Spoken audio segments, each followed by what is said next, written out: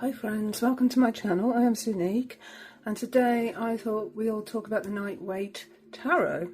So you can get this big guidebook to go alongside it, and these, in my opinion, is an absolute bargain, because the deck itself, it retails here for $14.99 UK. The US $17.99, Canada $22.99. It's from johnmurray.co.uk, but I got this and the book from Amazon, and yeah, they were actually cheaper than that as well, so absolute bargain. Full price again, $14.99 for the book.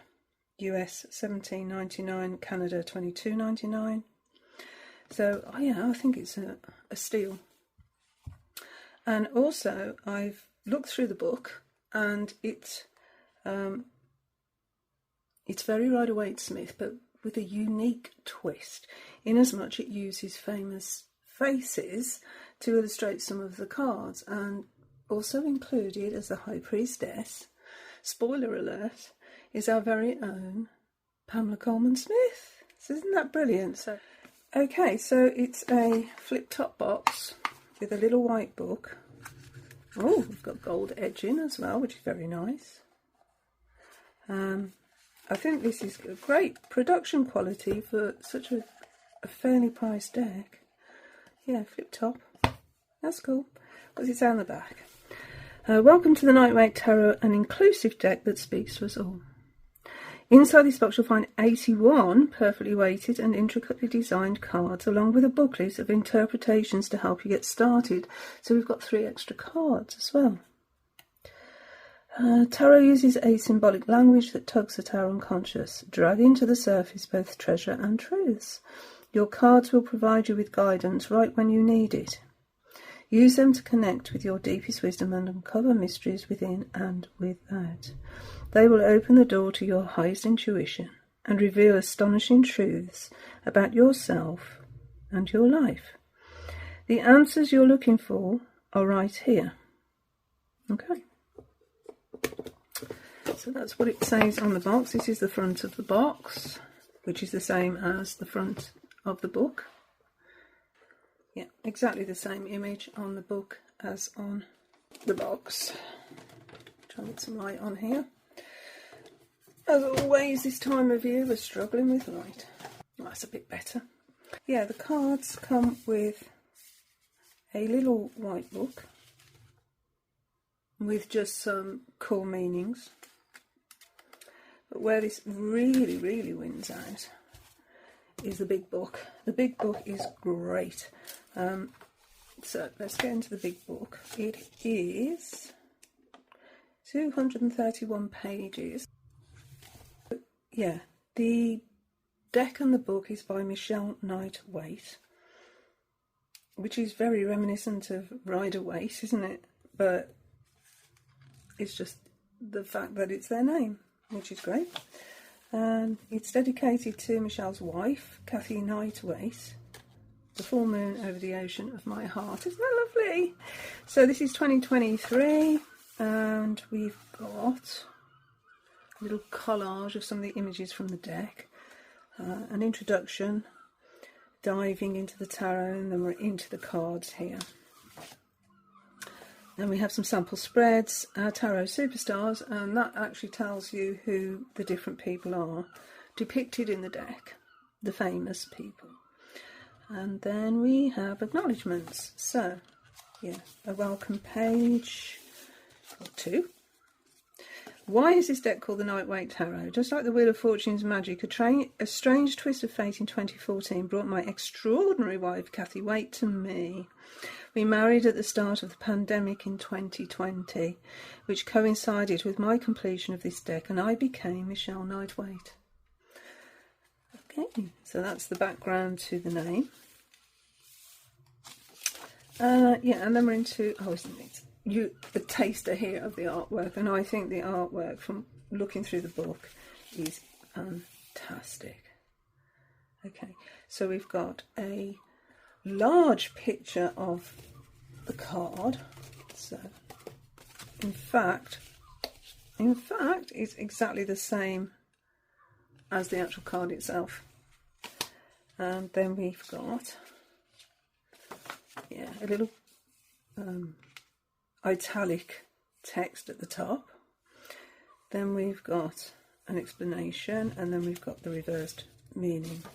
So yeah, an explanation there, upright and reversed. So that's the majors, and yeah, it looks about isn't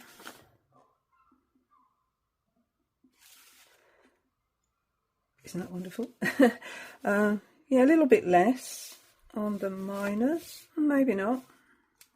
Yeah, but it's a good chunk of information. This is a really good book. But I do have a gripe. I have a gripe. Anyway, it's in these sample spread pages here.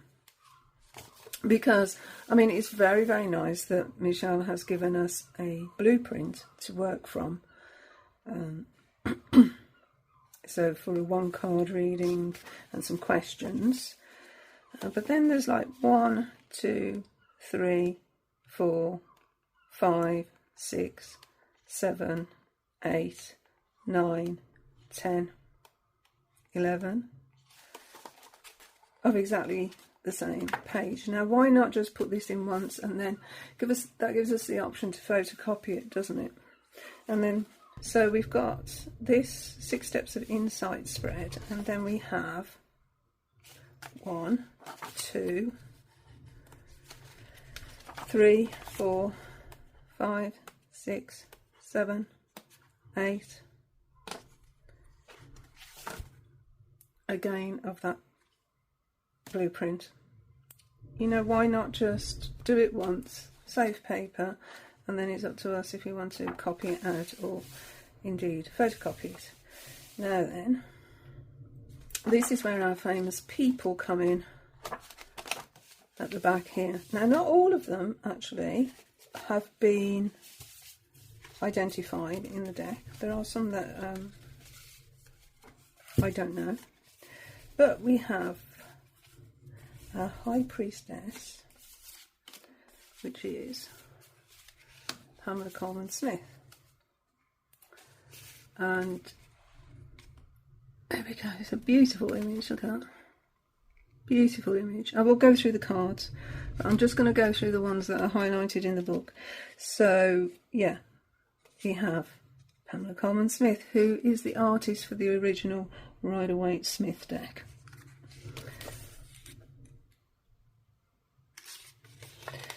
Then we have, the Hierophant, someone I actually am not at all familiar with here. This is W.E.B. Du Bois, and he was considered the most important black protest leader in the United States during the first half of the 20th century. So that's who that is. By the by, Michelle actually appears in the deck as well, in a few of the cards, so that's worth looking out for. So for the Chariot we have Ada Overton Walker. There you go, Ada Overton Walker. And this is a performer, choreographer, comedian, activist and superstar billed as the Queen of the Cakewalk, a trailblazer. Born on Valentine's Day in 1880, so it tells you some more information about this person.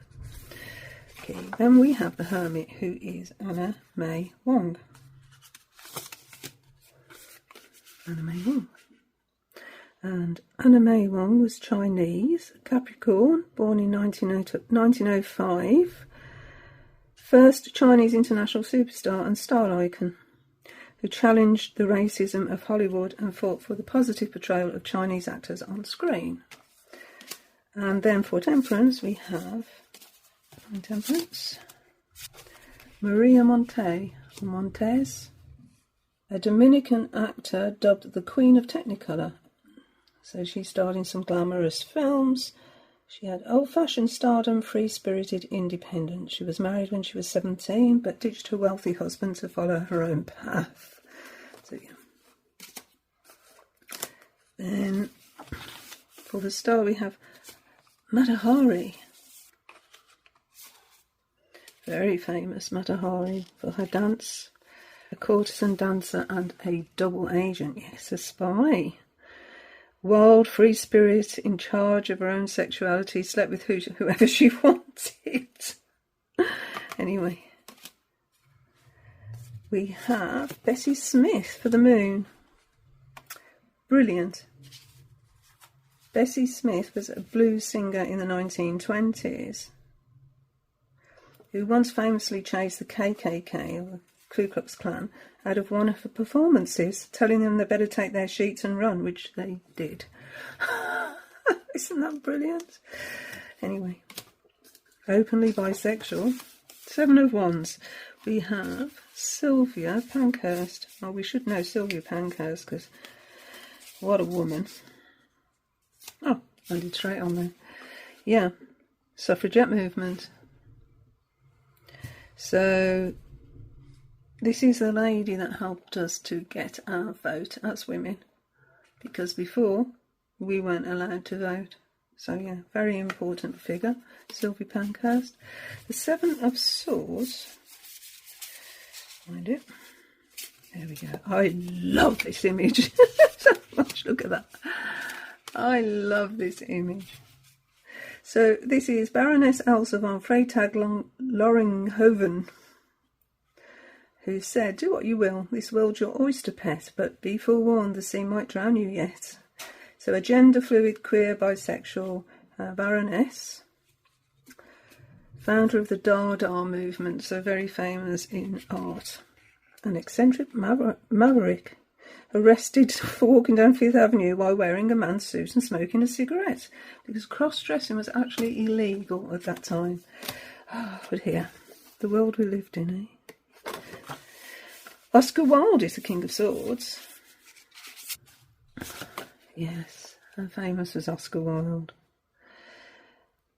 Born in 1854, an extravagant genius, the author of The Importance of Being Earnest and The Picture of Dorian Gray, which was a film as well. One of his quotes, "I can resist anything except temptation." But yeah, quite sad, wasn't it? You know, when he went to jail, and yeah, he was actually pardoned after he died. But yeah, some interesting stories in this deck, which I do really, really enjoy and appreciate the inclusion of. For the World card, we have Sister Rosetta Tharpe. And yeah, look at that with the guitar. Brilliant. Pioneered. She actually was the first with the electric guitar. So we've got a lot to thank her for. And she's quoted as saying, "Can't no man play like me." So yeah, you know, we think of rock and roll stars and guitars and guitarists as male, but actually the very first electric guitar player was a woman. Yeah, so I'm pleased to know that, because I didn't. So those are the ones that are actually highlighted in the book, the people highlighted in the book. And I think now we'll go through the cards one by one. And yeah, you can have a look, because I think this is a fantastic deck. I also think, looking at the images, that it would be a really good deck for people starting out with the Rider-Waite Smith. I'll try and get some more light on here, because I think it's very user-friendly. Even if you don't buy the big guidebook, there's probably enough in here to get you going, and the little white book that's included with the deck. But if you wanted to know a bit more, then obviously there is that bigger book. And I believe that, yeah, Knight-Waite.com, there's a website. So whether there's more information there, I am not sure. I haven't looked. But maybe they've put some information up there as well. So anyway, let's have a look at the cards. So the backs are like this, which is a little bit disappointing. That's the only disappointing thing I've found with this deck, is this card back. It's a bit, I don't know, uninspiring. And it's not reversible. So that's a little bit of a disappointment for me. We've got sort of the main image in focus, and then an unfocused part of the image in the background with this. It's almost like the tarot card is on top of the scene that it's being portrayed in. So that's the format of it. Love the little Westie dog. So we've got the rose. We've got all the symbols on these cards that you would find in a Rider-Waite Smith. So it's, yeah, very like. In fact, think of what I'm going to do. You know, I'm going to put one right next to it.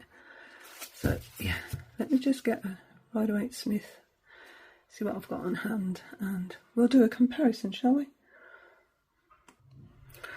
So you can see the difference between a Rider-Waite Smith normal. Well, this is the Radiant Rider-Waite, actually, a US Games one, compared to this deck. So it's quite thick cardstock. It's a hefty old deck, actually. Okay, so we're going to do some comparisons. So let's get the majors first. So this looks a little collage-y, which is nice, and it's still on a cliff, and we have sea sprays. We've got the sea, we've got the little white dog, we've got the rose, the white rose, we've got the satchel. Here it's a handkerchief. So all the iconography that we're used to on the Rider-Waite Smith is there. So yeah, that's why it's going to be quite easy, I think, anyway, to learn on this deck. Here we've got the Magician. A little bit different, but we've still got all the tools. We've still got the arm positions. So yeah, different background scene. Oh yeah, High Priestess. Had to be Pamela Coleman Smith. I'm just so happy that Pamela's in there.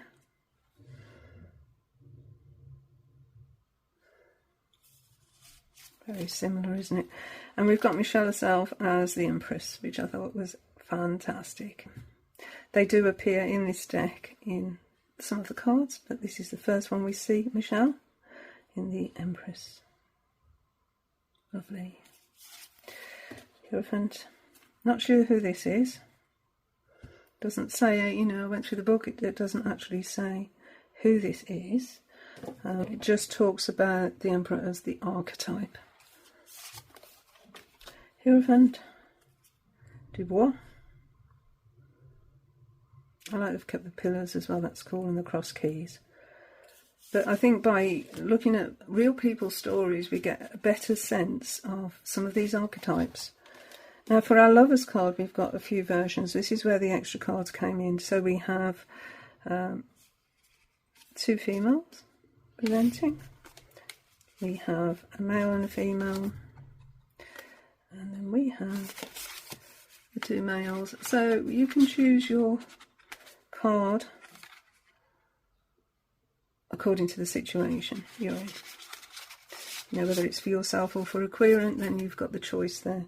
And a lot of decks are doing that now, aren't they? Giving you those options. Okay, the Chariot. There we go. So yeah, a lot of the symbols are still there. So Strength. I like the fact that we've got a pregnant figure here in Strength card. It shows the strength of the female as an expectant mother, and what that actually means. The strength needed there, not only to go through the birth, but to actually be a mother with that, all that responsibility. Yeah.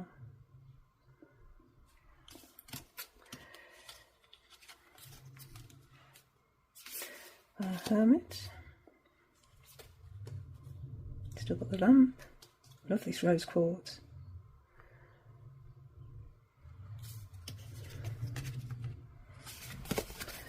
Wheel of Fortune. I love these dancing figures, like from 1920s sort of silent film era, which is what this deck sort of reminds me of, actually, in a way.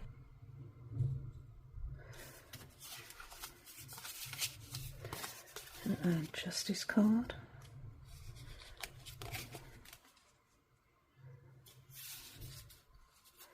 There's quite a few crystals in this deck that I'm seeing, which I like.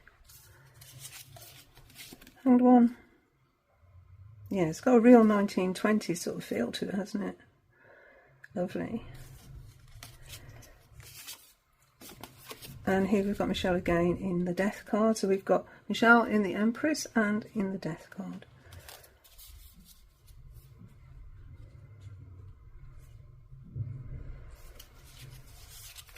Temperance.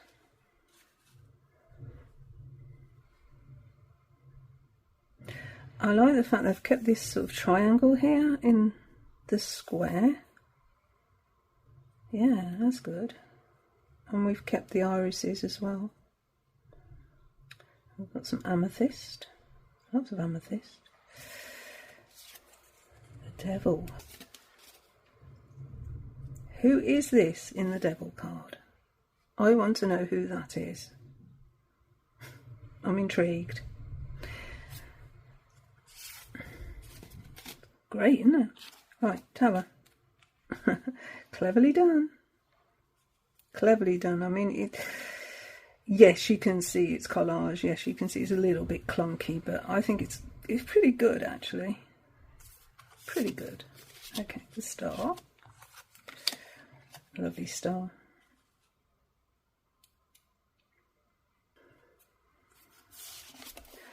The moon.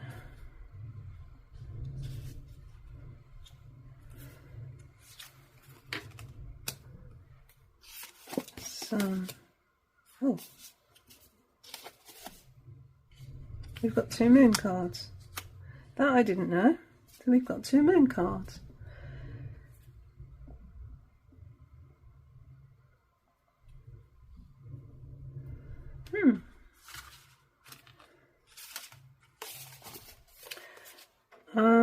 Not keen on that one.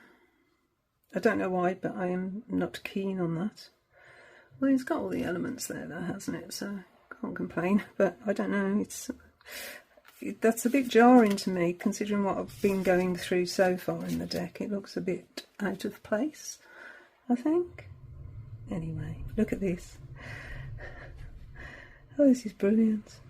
Again, it's like those 1920s silent films. All these maidens dancing up. And the world. Okay, so that is our major arcana. But once again, we've got the animals. Kept the animals, that's cool. Alright, let's have a look at the one suit. I love doing deck comparisons. One of my favourite things to do. Okay, so the hand is coming from a different direction, but it's still the right hand. So we've still got that power there of the right hand being, in most people, the dominant hand, isn't it? So yeah, that's cool. And I think that's echoed in the jewellery as well. Beautiful. The 2.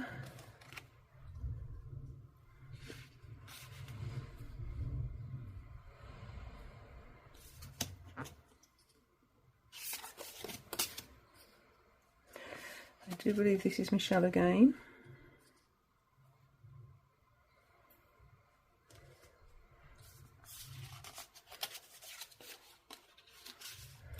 And 4.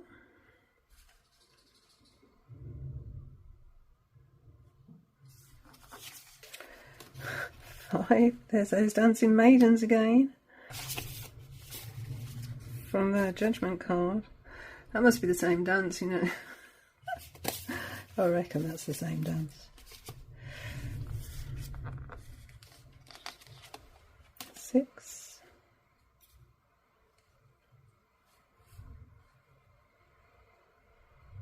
That's a beautiful 6 of wands there.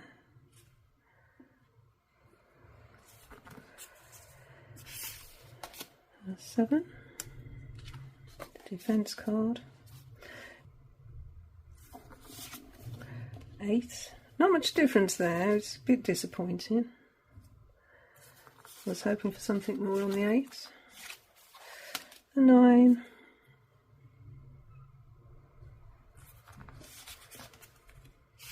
And the 10.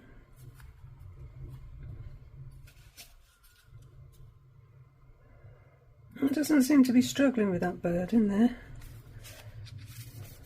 Okay, page. Yeah, these must be old stage actors or old film actresses and actors, I think. Knight. Yeah, that's great for the night, isn't it? All that movement. The way that horse is moving. Queen. Love it. And, oh, king. Again on horseback. So I chose to keep the horseback theme there. Okay. Let's go cups. Again, the hand's coming from a different direction, but it's still the right hand.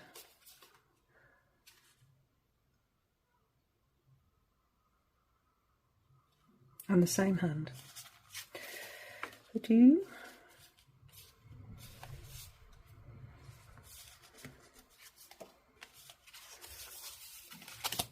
3,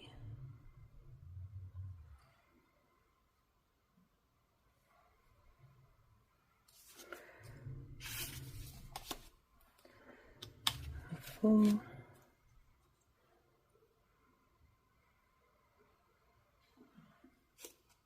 at those boots. Ooh. 5. They've put butterfly wings on there, so this is a time of transformation. That's 6. Oh, that's so cute. Oh. That's 7.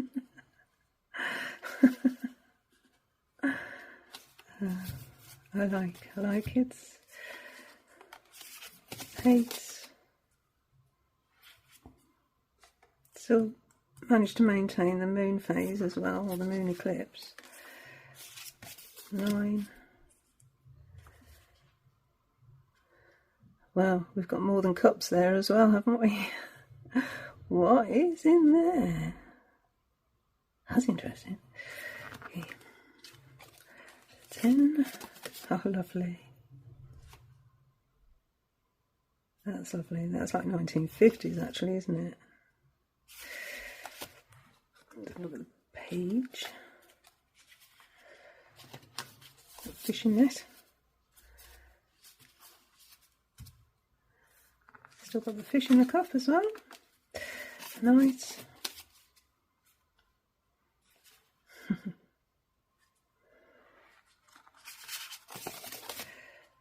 Queen.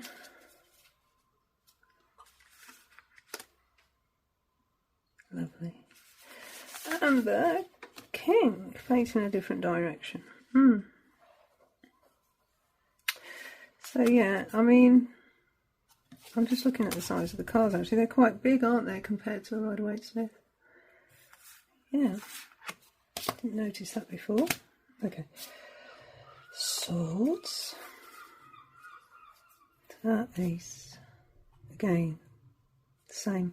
No, they're going in the same direction. So in Michelle's deck, then they're always coming from this side of the card. The hand.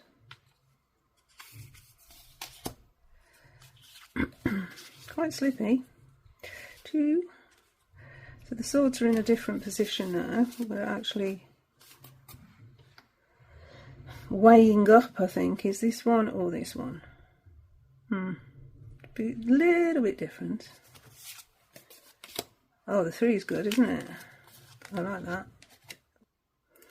We're taking a chance there, actually.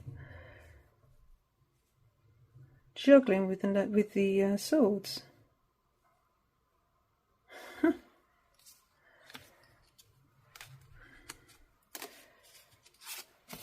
The 4. That's cool. 5. A dandy.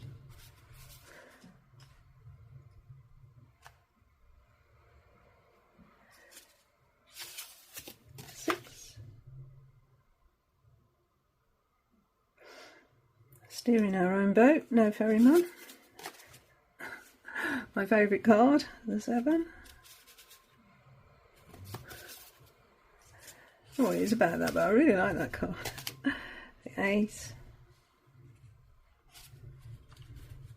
Oh, woe is me. I can't break free.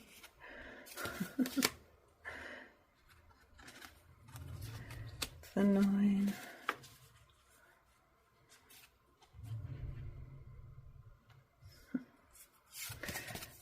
And the 10.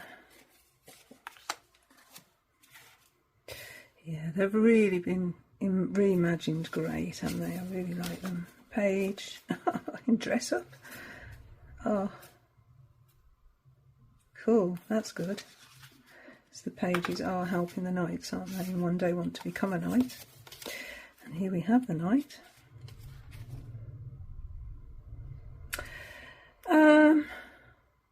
Okay, I always associate the Knight of Swords being a very fast energy that you can see here, whereas this is static. That's a little bit disappointing. Our Queen. And the King. Oh, it's blowing a storm out there. Hope it's not too loud on camera. But yeah, that's a big old wind. We've had a lot of rain earlier as well. I got soaked taking the dog out. Okay, Ace. Oh, that's great, isn't it? That's done so well. That's really good.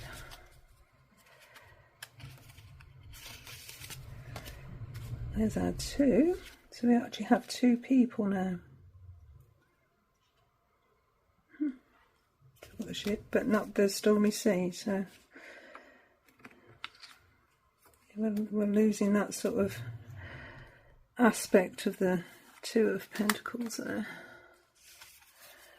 The 3.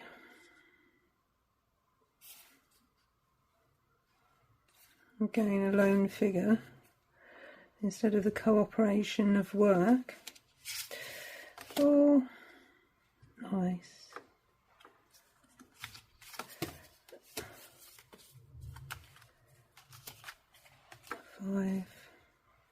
Yeah, that's great. That's 6. We have our dancing maidens back. Oh, they're really putting everything into this performance, aren't they? Don't really see the give and take in that one there. But aesthetically it's beautiful. 7. Brilliant for the 8.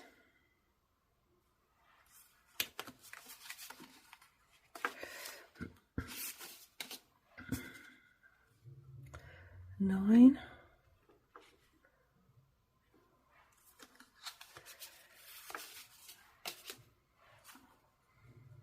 10. So the generations of women in this deck. We've got a little dog.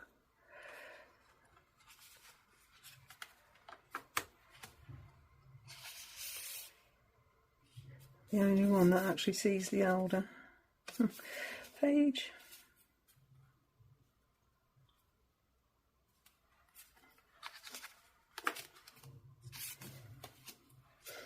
The Knight.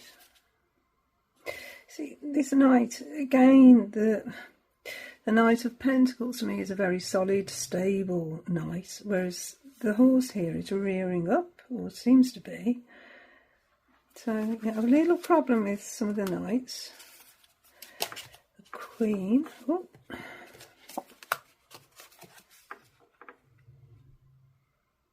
And Queen. And then finally the King.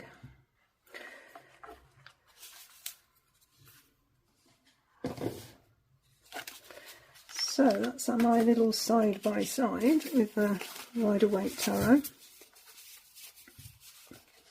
What do you think? The cardstock is cardboardy. I won't deny it, but it's substantial. So there's that, and it's got a lovely edging as well. So for the price point, I think you're getting a really good deck. Really good deck. And I do like the way the box is not a tuck box and it's a flip top lid. I like that. I'm really liking the large guidebook that you can get for it. I think that's great.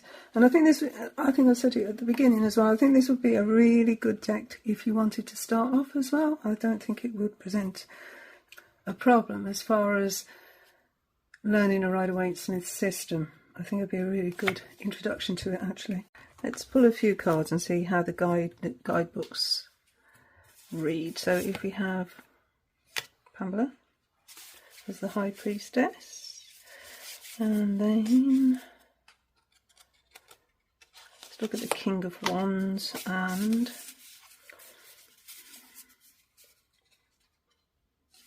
well, I've got to have the Seven of Swords.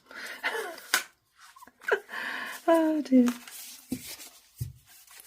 I like that card so much. Okay. I don't know what it is about that card, but I really like it. So, for the little guidebook, you've got not that much information. So, basically, 2 lines. It says, intuition, knowing, guardian of secrets. You already have the solutions or answers you seek. Just listen to your inner voice. For the King of Wands, the King craves variety and is always in search of exciting and the new. Have you fallen into a rut lately, perhaps, without even realising it? If so, the energy of this card awakens your spirit of adventure and impels you to make changes or take a chance.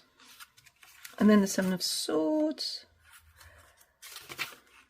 Intuition may be telling you that the person you believe has got your back actually doesn't, or that someone that may have a hidden agenda or simply doesn't deserve your trust. Trust your gut and cast out anyone dodgy. So as you can see, not a lot of information in that little white book, just a jumping off point. So in the actual big book, the High Priestess. So I've already said this is Pamela Coleman Smith, and there's some information at the back about Pamela as the High Priestess. So some background information there. And then for the actual card, fearlessly enter the sacred garden of your intuition, past the pillars of truth, through the curtain of self-belief. Wisdom and revelation dangle from every tree. That's nice. It's sort of a description of the card, isn't it? The High Priestess sits on a throne of wisdom and knowing. Behind the curtain are all the answers you will ever need. Expect a psychic awakening. Sacred mysteries will reveal themselves. Pay attention to your dreams, to strange synchronicities, and to the constant flutter of your intuition. Tap into your psychic ability, and it becomes a superpower ever ready to advise you. Your intuition is rising. Your knowledge is vast, billowing in front of you in large font. Are you listening? Are you allowing yourself to trust in the unseen? You've reached a point of power, and your unconscious is giving up her jewels. Listen closely to your dreams and all of your gut feelings. The crescent moon at her feet says, the wisdom of the moon grounds you and gives you answers. The moon can help you step into your unique rhythm. Your natural instincts are empowering instruments in your magical toolbox. It's time to acknowledge your own magnificence, to explore, swim, and plunge into the divine mysteries.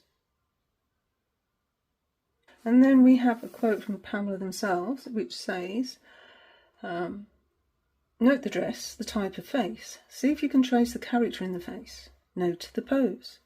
First watch the simple forms of joy, of fear, of sorrow. Look at the position taken by the whole body. After you have found how to tell a simple story, put in more details. Learn from everything. See everything. And above all, feel everything. Find eyes within. Look for the door into the unknown country. A little bit of advice there from Pamela. Reversed, it's saying sometimes it can seem easier to kid ourselves than to accept reality. However, this can keep us in energetic and emotional limbo. What are you hiding from? Is it from the truth that your intuition is broadcasting loud and clear? It's time to listen to it and trust your gut feelings. So quite a lot more information in the big book than there is in the little white one. I think you'll agree. Let's have a look at the King of Wands. The King of Wands didn't start the fire. It was always burning, as the song tells us. But they fan the flames and turn up the heat. There's no missing this king, passionate and intense. They're extreme and extra. What you see is what you get with these charismatic and fiery creatures. Traditionally, they're an Aries, Leo or Sagittarius. Intense, confident, risk-taking and out there. They crave variety and stimulation and come pre-packaged and prepared for adventure. You're in for a wild ride if one canters into your life. The king craves variety and is always in search of the exciting and the new. Or is that you right now? Have you fallen into a rut lately, perhaps even without realising it? If so, the energy of this card awakens your spirit of adventure and impels you to make changes or take a chance. Let's go. And then reversed. There are many paths open to us, but reversed, the King of Wands cautioned you about only exploring one. Perhaps you're passionate, but that fire and desire are directed solely at one thing or one person. That's not healthy. Not when you have potential to burn and light up the world. Expand your horizons and send that limitless life force off to explore new areas. Okay, Seven of Swords. Intuition may be telling you that the person you believe has your back actually doesn't, or that someone may have a hidden agenda or simply doesn't deserve your trust. That's the same as the little white book, isn't it? Okay, people who throw shade disguised as caring, passive-aggressive behaviour, lost souls who enjoy creating conflict, energy vampires and one-sided friendships are the obvious candidates for this card, as are liars. These folks are usually repeat offenders. Don't indulge them. Our intuition always acts as an early warning system, telling us something is off or that someone's energy doesn't feel right. No matter how charming they are, don't let them take advantage of you. This card warns you that appearances can be deceiving. Trust your gut and cast out anyone dodgy. And then reversed. Just because others resort to nasty, devious and underhand tactics doesn't mean you should sink to their level. Reverse, the Seven of Swords tells you to hang tight to your integrity. Don't get dragged into game playing or the desire for petty revenge. Is this a repeat offender? Reach for a new set of tools and integrity rules to deal with them. Above all, don't give them what they want, which is, for you, to lose your cool. You don't have to have the last word. Sometimes simply disengaging is all you need to do. That's good advice. Yes, someone may have crossed the line or committed a big betrayal. Your anger may be justified. There may also be no excuses for their behaviour. But vengeance comes at a cost, and if you overreact, all that usually happens is that you end up being cast as the bad one instead. However, this doesn't mean you can't seek justice. Protect yourself and your heart by not giving in. Love yourself enough to walk away.